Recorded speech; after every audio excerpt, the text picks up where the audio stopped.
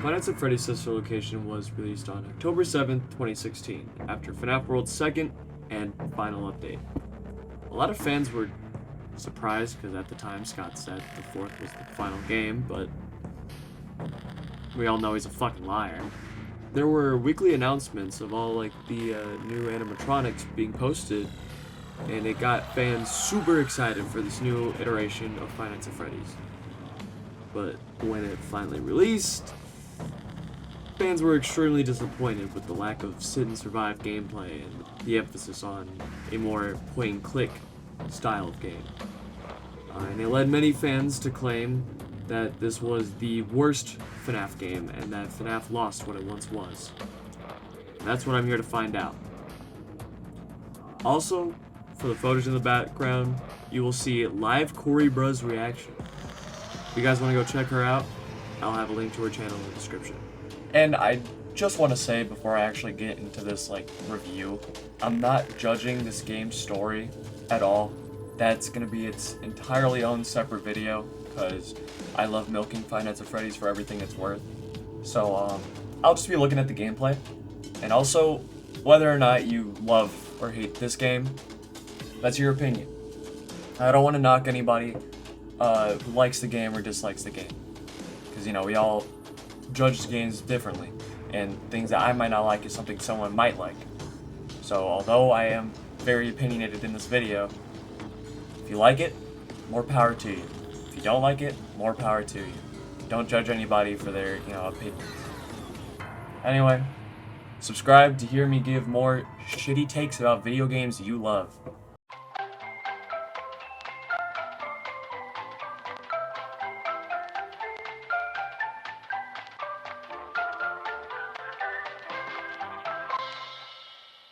We are immediately put into an elevator with Puppet Steve giving us the ropes. Alright, all you skippy toilet fans out there of the toys, today we're gonna look at all the toys that they've released so far in the skibbity lineup. And that's pretty much it. I mean, nothing else in Night 1 happens that's important. Seems like we're starting the game off strong. I get this is the tutorial night, I guess. But for a game where every night is different on what you do, what's the point of a tutorial? It was pretty obvious that this night was made purely to set up the story for the rest of the game, so you understand what the story was, that way they didn't have to explain it during gameplay, which ends up making this night extremely slow and boring.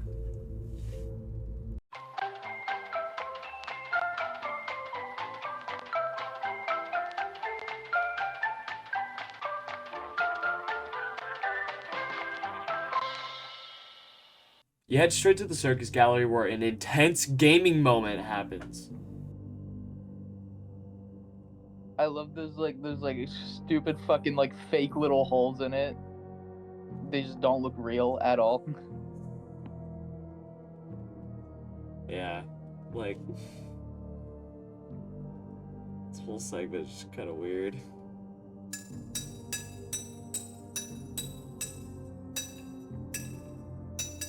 Whoa. At least the other parts of this game, you actually have a goal. This one you just sit here and hold this down, and that's kind of it.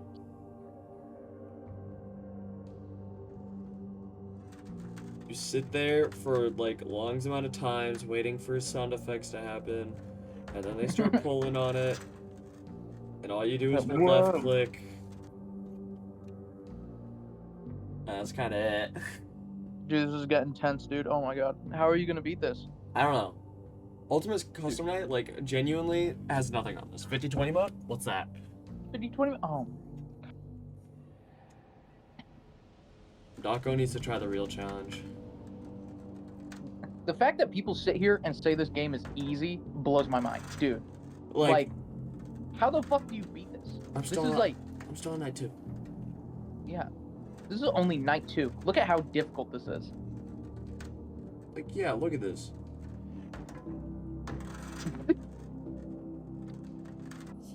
Oh my god. Dude, this is getting so tense, dude. Oh my god.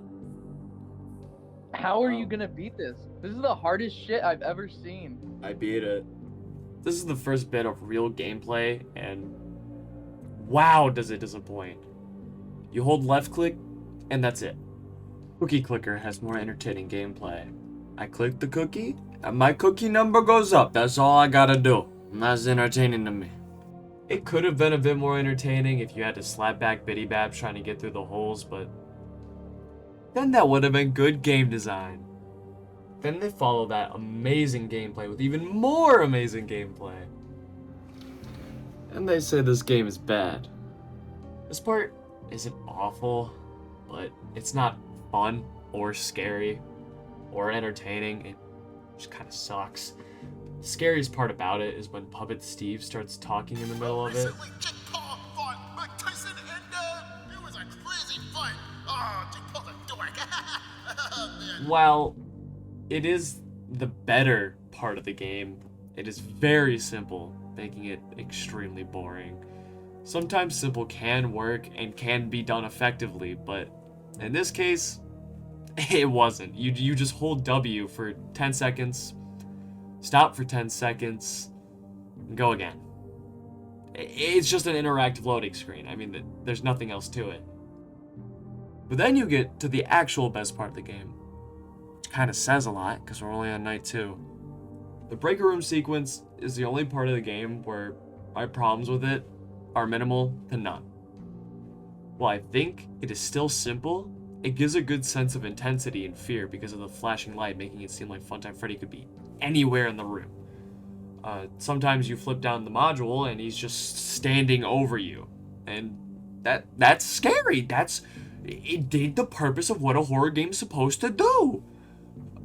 Plus, with Bonbon, sometimes the voice lines don't make him move back, which can be annoying, and I'm not entirely sure if Scott did that intentionally, but it ramps up the anxiety, the intensity, and fear of this whole segment when you see him don't move from the voice line. It's like Funtime Freddy's just on this warpath and wants nothing more than to just rip your head off. This is what a simple gameplay mechanic that is effective looks like. Which is probably followed up by you walking into a room and Ballora talking to herself. I will give it this though, during a first playthrough, it is effective in subverting expectations, making people think they still have to worry about her killing them if they go too fast, just for her to start talking and freaking the player out. However, look past the first playthrough, it just becomes annoying. It's just there to waste your time. And it mainly is annoying because it adds little to nothing to the overall plot that's going on. If it was something that hits at like a larger plot point later, then sure, that'd be fine. But it seems like he just did this as a cheap scare factor that works once, and that's it.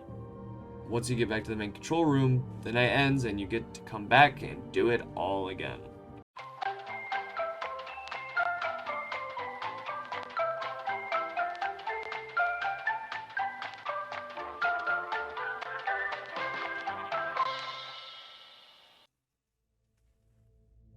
This is where the game gets really just bad. While the second night was just boring, the third night is when the game it's just downright tedious. There's no other way for me to say it. You head straight into Funtime Foxy's room, where you then walk through another long dark hallway, but this time you use a flash beacon to see if Foxy's near you. But if you flash it too much, she'll kill you. Which leads to this segment being long and tedious, waiting around 10 to 15 seconds before you can flash again, just for you to move a couple of steps and then repeat the whole process. It's not fun, it's not scary. If anything, it's funny. I mean, just look at him tweak out and tell me that's not funny. Once you get to the end of the hallway, you are met face to face with Funtime Freddy. And this is when the real problems of the game start to show. You're told to click the buttons on certain parts of his face in a certain order, and one of the buttons, right next to his eye, is practically invisible. The button isn't even a different shade of white. It's the exact same. The only way you can notice it is there is a little slight shadow and bump coming from it. But it's so minuscule that you can't even notice it's there. Even while I was watching the footage back, it still took me a minute to find the button. At least with the two buttons on his below his cheeks, they had a form of glowing effect. making it stand out more from the unnatural lighting. So the player could easily notice it. But this one, nothing to draw attention to it. And it is very hard for the player to see. Then, after you find the button, this section proceeds to get only worse. You grab the little disc from Funtime Freddy's chest, and then you had to press the button on Bon Bon, which is just his big button under his bow tie. But there is a massive problem with this part. Be God. required to remove I the don't close get my why eyes. Bon Bon's just from sitting the Bonnie here. hand puppet. Like you could see I gotta him. Press the large black I gotta button close my beneath eyes. Bonnie's bow Oh, tie Lord. to release the power module. I'm so scared.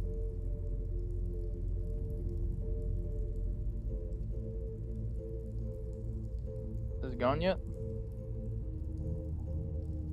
Yeah. No, is he gone from the right side yet? He's No. still there.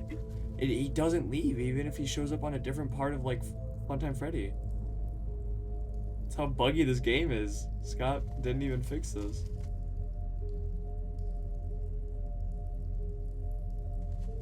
I got one chance, one opportunity.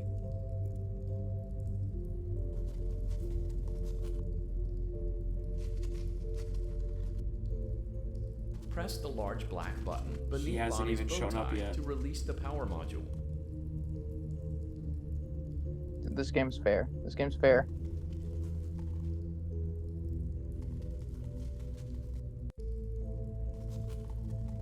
Oh my Stop God. running, bro. You haven't even pulled up yet. You can hear it. You can hear him pitter pattering.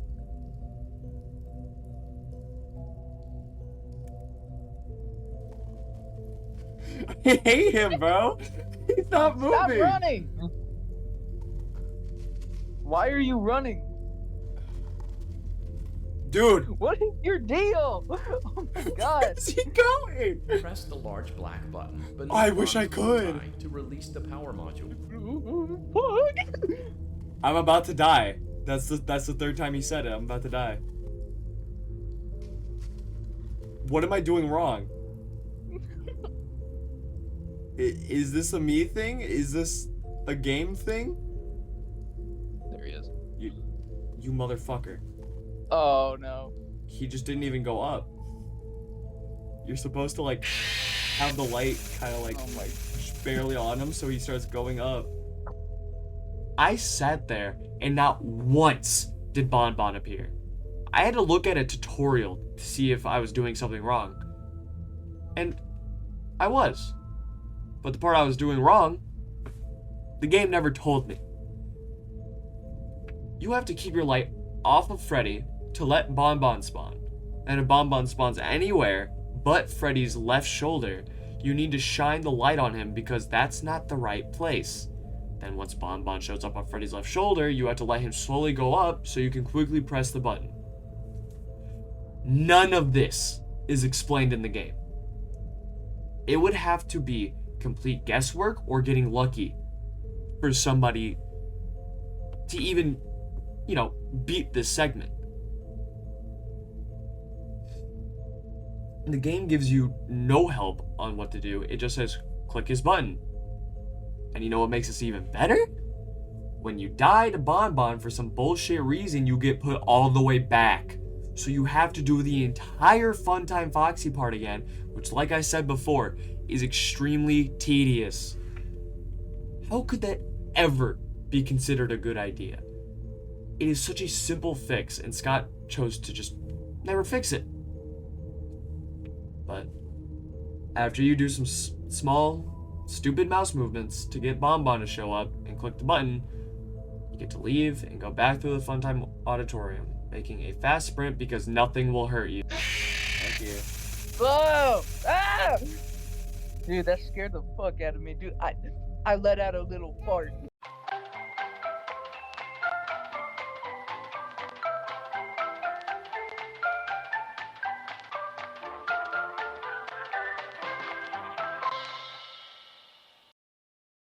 Sister Locations Night 4 might be the worst night ever in the Five Nights at Freddy series. Besides you You suck.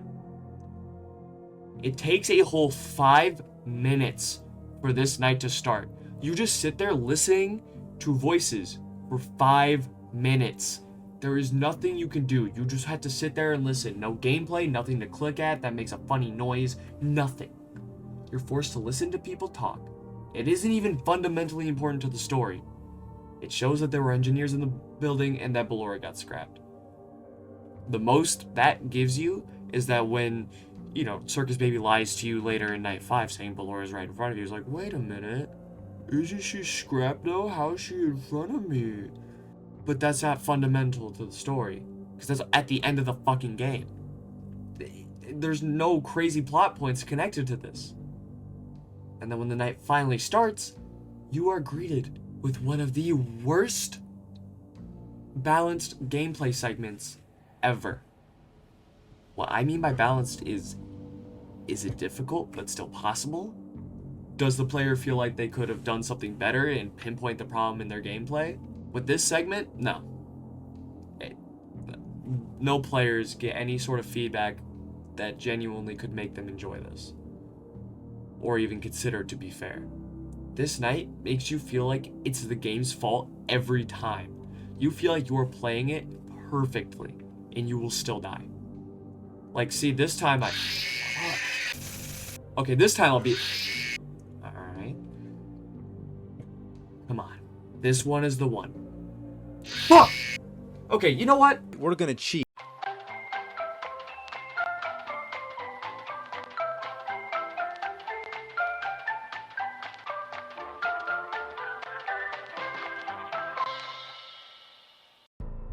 You start off Night 5 by walking through the Funtime Auditorium, which is just a waste of the player's time. Like, it's just there to show that Funtime Foxy isn't there anymore, like they were scooped, which is cool. It serves its purpose story-wise, but I mean, personally, I wouldn't have a problem with this part if you didn't have to walk through it like 10 different times. And you'll see why I say this later on, but overall, this segment just wastes the player's time and has no real substance.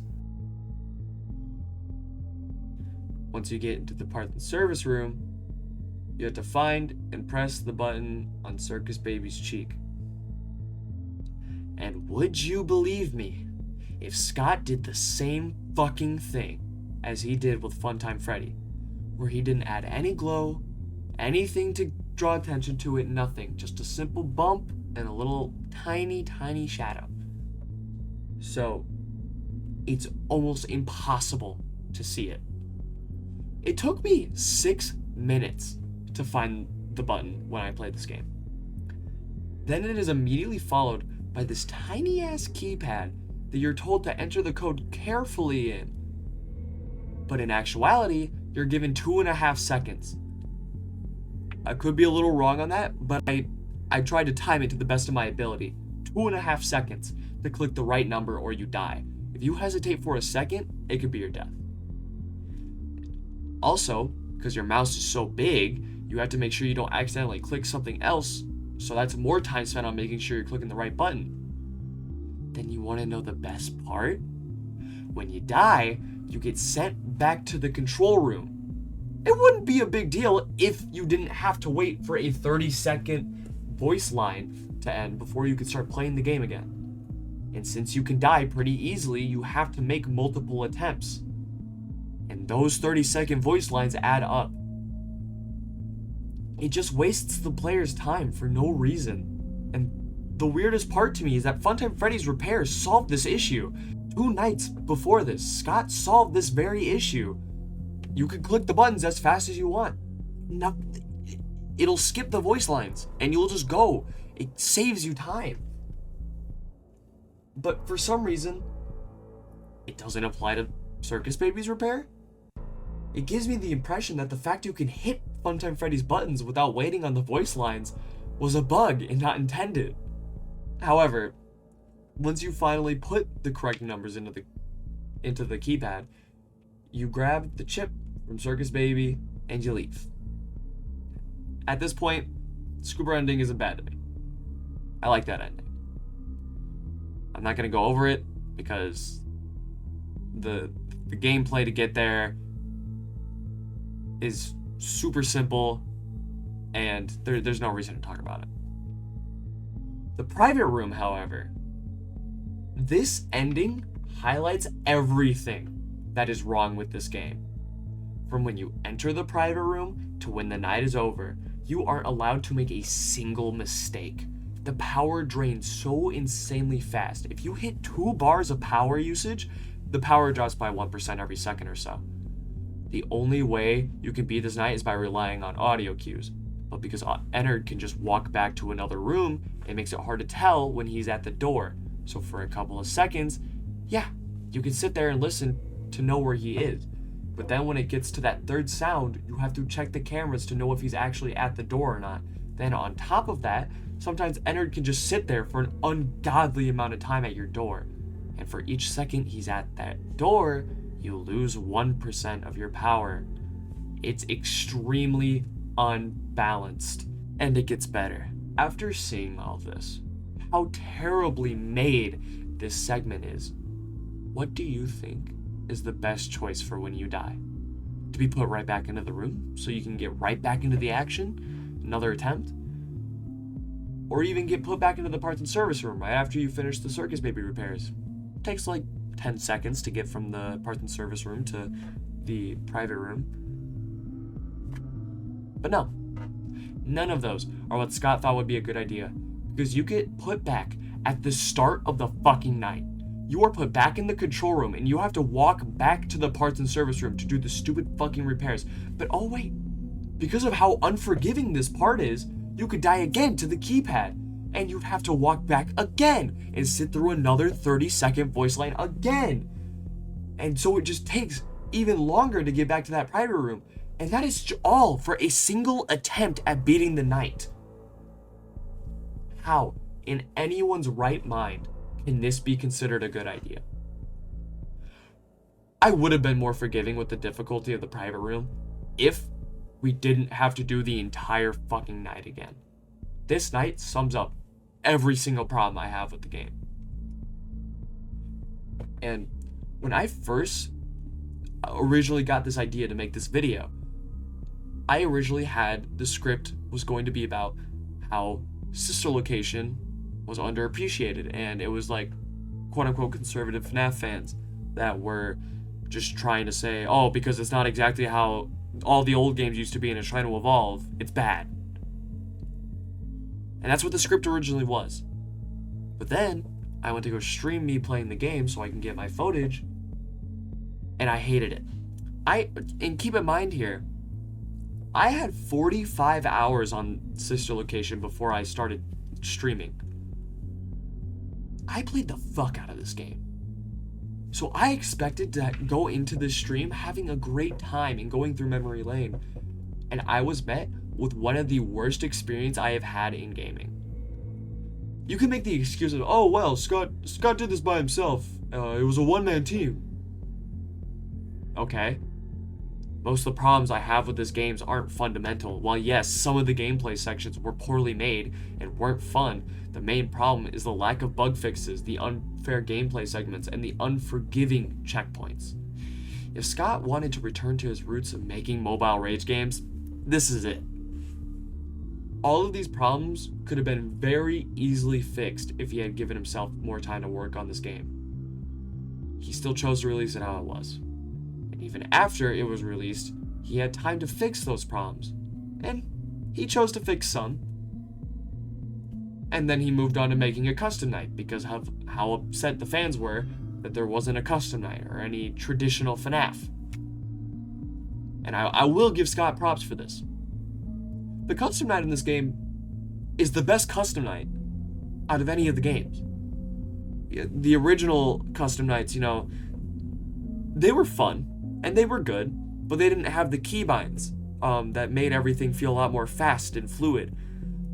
And then Ultimate Custom Night, that one is just extremely, extremely overcomplicated, which is the point of the game. But if you're going for an overall good custom night experience that isn't too hard to grasp and is fast-paced and fun, The sister location custom night does that. It is, in my opinion, one of the most polished and well-balanced custom nights in the series. However, you should have made sure the main game was in a solid place and it was balanced and fair before leaving it to add a whole different mode. And another thing that I enjoy about this game is the story. The story is very well thought out, and it wasn't given to us through cryptic Easter eggs. Scott worked hard on this story and wanted us to know, but I think that's what caused this game to be so lackluster. He spent so much time on this story that he didn't stop to think about how it would translate into gameplay, causing the gameplay to take a massive hit, being overly simple and boring. And because he wanted to set a standard for himself, he gave himself a deadline that he shouldn't have, making the game unpolished and unbalanced. And I genuinely believe if he spent at least just a month longer on the game, it could have been considered at least a decent Five Nights at Freddy's game, if not a good one. But he didn't. Overall, while this game had good ideas and a great story behind it, Scott made some decisions while making this game that killed any good gameplay it could have had, and almost all of the scare factor from it. He also rushed this game out, making it extremely buggy on launch. Like, if you guys weren't there for the release day of this game, it was like Security Breach. It had random soft locks, it was full of bugs that just frankly ruined the game, and it just was not at all a quality or sound product. If you guys have thoughts on this game, you guys think it's the best thing ever and I'm a piece of shit, leave a comment, let me know. I'd love to see your guys' viewpoints on this game, because my viewpoint was dramatically changed in the past, as of recording this, 3 days. So yeah, that's about it. See ya.